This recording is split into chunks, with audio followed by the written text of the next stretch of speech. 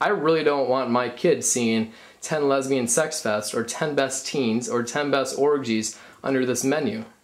Those should not be there. If you do not, it's pretty basic. If you do not subscribe to the stations, no matter what it is, being HBO or Playboy TV, those should not be on the search.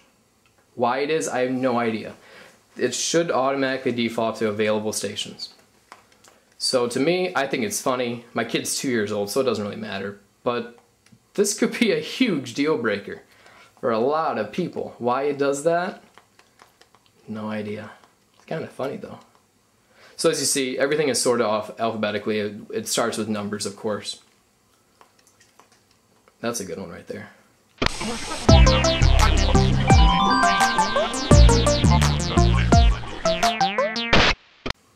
Alright, we got the Moxi box here, Moxi HD DVR. It's a 500 gig hard drive, it costs 800 bones, no subscription. So let's hit the Moxi button on the remote. Brings up the whole menu, maybe. I'm telling you, I'm hitting it. There it goes.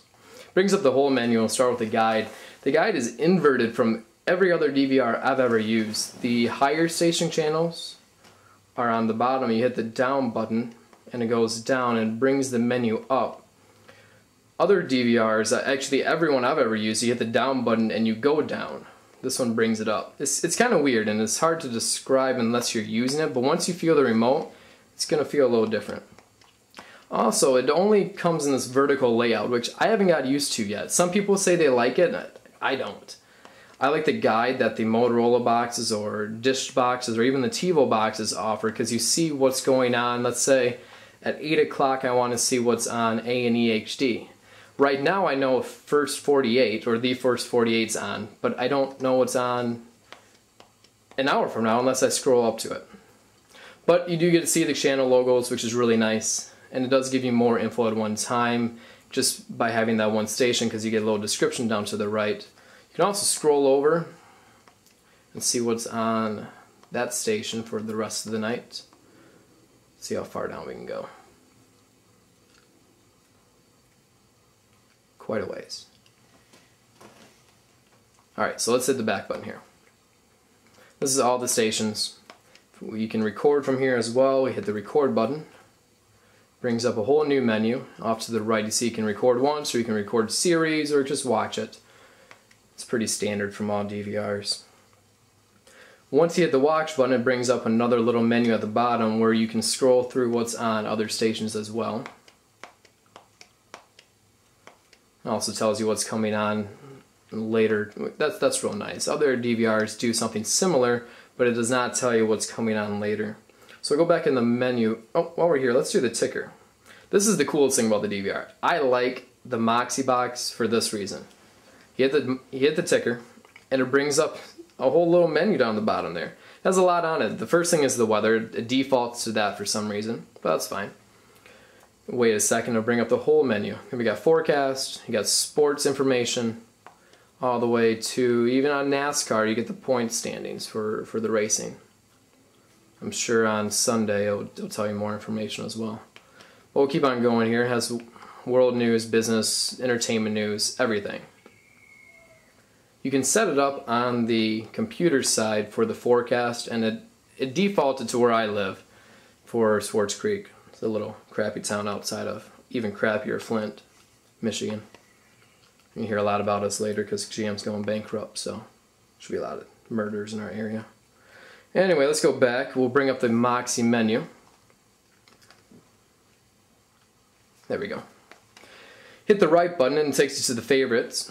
Over here it automatically learns the stations that you watch the most often. I don't know if there's a learning curve because I've not had the box long enough to really test that. I'm assuming though the more stations you watch, it's going to automatically learn how long you spend on those stations, then automatically add it to there. It's great, but this is kind of weird. The Moxi isn't very consistent. Let's say I want to go to 63. I hit 63 on the remote. You see that? You can't see that at all. But you hit 63 and it doesn't do anything. So you actually have to scroll all the way up to get to the station. It's not even on there. But you get the point. But But we go over to the channel layout, maybe, to the channel listing, and here I can type in 63, hit enter, and it takes you right there. But it doesn't do it on the other menu. It's really inconsistent that way. There's other things here too. Let's say we're going through the HD listings. The only way you can get back is by hitting the left button. If you stay here long enough, you can hit right and it goes, but if you hover right now, it goes into here. I guess it's something you have to get used to, but me, I'm used to hovering over something and hitting the OK button. It doesn't work like that. But it does auto-sort the rest of the genres too. We have sports, there's kids, there's news maybe, there's music, and then we're over to the settings. And I skipped over messages, but we got settings. The settings at first kind of overwhelmed me. I guess I'm used to the TiVo where it's a gradual menu where you have to select different things and go different steps to hit the similar type menu settings. But here everything is on one list. I don't know if that's good, I don't know if it's bad, it's just different for me. Let's go up to TV setup. Gives you all the different resolutions that the TV can support through the Moxi, or the Moxi supports rather. All the way up to 1080p 30. The Hitachi we're on, it wouldn't accept it, it only does 1080p 24 apparently, so. And it even does 1080i for standard FTVs, which I also have in use. Alright, what else we got here? Eco Controls is it's a setting where it controls Panasonic camcorders and lighting and everything that you can set up through Z-Wave. It's actually kind of nice to have it built into the box rather than through a separate remote.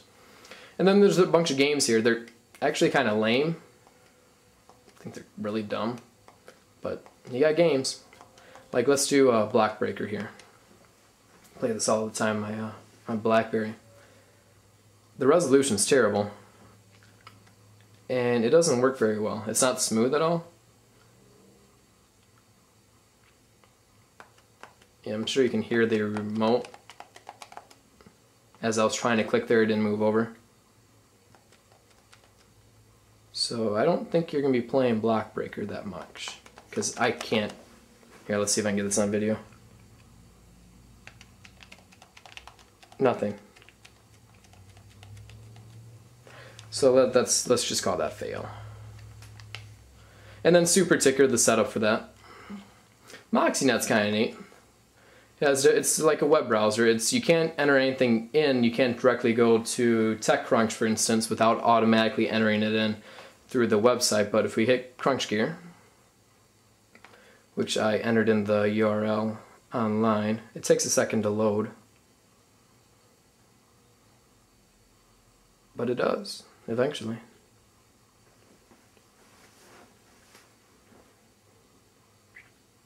Maybe. I guess it's a good time to tell you that the Moxi box is kind of slow. It looks very nice. The Broadcom chip in it is very modern, and it's also the reason why it doesn't support AVI files right now, but it can be slow. Sometimes going through the menus, it's like it doesn't catch up. But anyway, here's the web browser. As you see, it's kind of basic. But we can go over here and see Devin's post about 1 billion iPhone apps. You have to hit the down button and you see it selects it on the screen.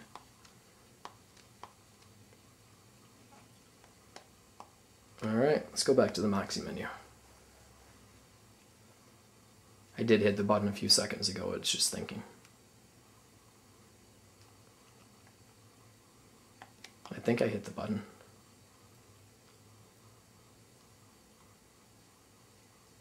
There it goes. Alright, and photos. This is a nice feature. I like this. It integrates with Flickr very seamlessly. Unlike the TiVo has support for it as well, but I found the Moxi support to be a little better. I did hit the button, it's just thinking. Maybe. Okay, well I guess I'm not showing the photos because it doesn't want to work. Then we got jukebox for music, and then the media link.